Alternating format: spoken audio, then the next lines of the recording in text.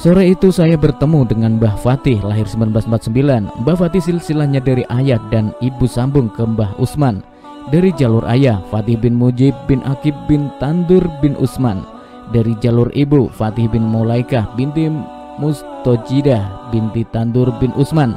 Mbah Fatih yang tinggal di gedung sejak tahun 1970-an menyimpan kisah klasik yang menarik, termasuk kisah yang didapat dari Kiai Wahab. Suatu saat di tahun 1969, Mbah Fatih didatangi santrinya Mbah Wahab yang bernama Kang Muhaini, penghuni pondok horor. Intinya Mbah Fatih disuruh datang ke dalam Mbah Wahab. Sesampainya di dalam, Mbah Fatih disuruh makan, lalu Mbah Wahab dawuh, "Insya Allah aku tahun 71 ditimbali Allah. Nek aku kapundhut besok bakal kiamat akhlak. Insya Allah saya meninggal tahun 1971. Nanti sepeninggalku akan terjadi kerusakan akhlak yang semakin merajalela." Masalah Mbah Kiai Wahab mengetahui akan wafatnya ini ada dua kisah lain dan dari sumber lain yang dimuat di edisi 2019 dari buku TMSMU Tambak Beras, Menelisik Sejarah, Memetik Uswah. Di saat yang lain Mbah Fatih dapat cerita dari Kiai Wahab tentang perang melawan penjajah, tepatnya saat resolusi jihad.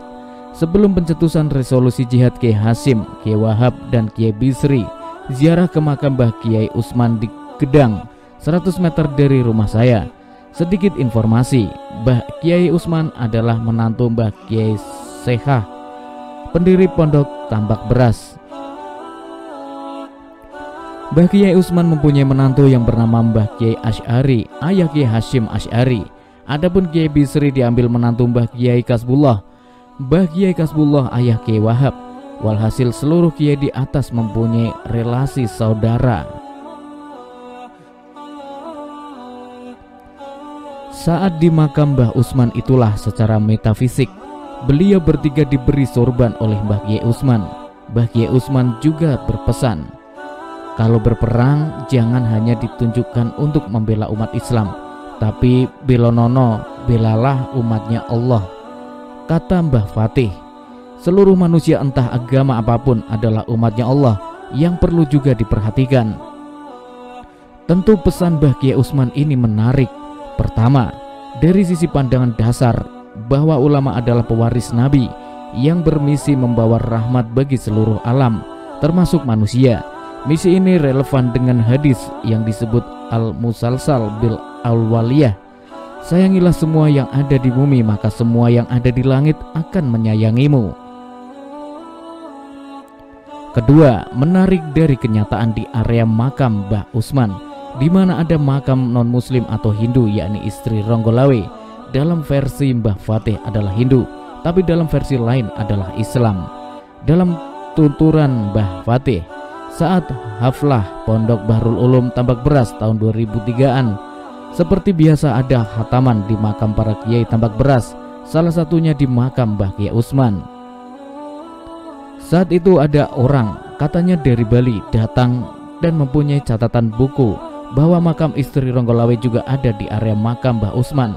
Setelah dicari ada tumpukan batu bata lawas, lalu diperbaiki. Makam istri Ronggolawe hanya berjarak 10 meteran dengan makam Mbah Kiai Usman dan berdampingan dengan makam istri Mbah Kiai Usman dan istri Mbah Kiai Said. Artinya Mbah Usman yang wafat belakangan dibanding istri Ronggolawe tidak berpesan agar dimakamkan di makam lain, semisal makam utara di mana ada makam Mbah Sehah. Maka dapat disimpulkan bahwa Mbah Kiai Usman memang pribadi yang penyayang kepada seluruh hamba. Nampaknya Gus Dur sebagai cicit Mbah Kiai Usman mengamalkan ajaran leluhurnya itu. Buktinya sangat banyak. Di sini saya contohkan yang terkait dengan Mbah Fatih tahun 2001. Mbah Fatih dipesani Gus Dur yang saat itu juga ada Kiai Hasib Wahab, Kiai Fadullah dan lain-lain. Gus Dur berkata, "Dik, ramuten makam iki tapi gak ono pisyorohe."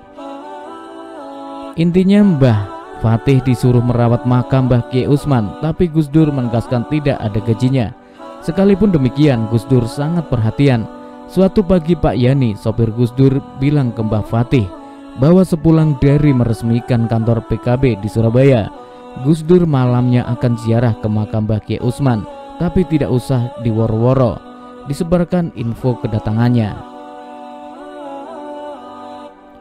Dan betul, pada malam hari yang sepi, Gus Dur ke makam dan amplop tebal tanpa dibuka oleh Gus Dur langsung diberikan ke Mbah Fatih.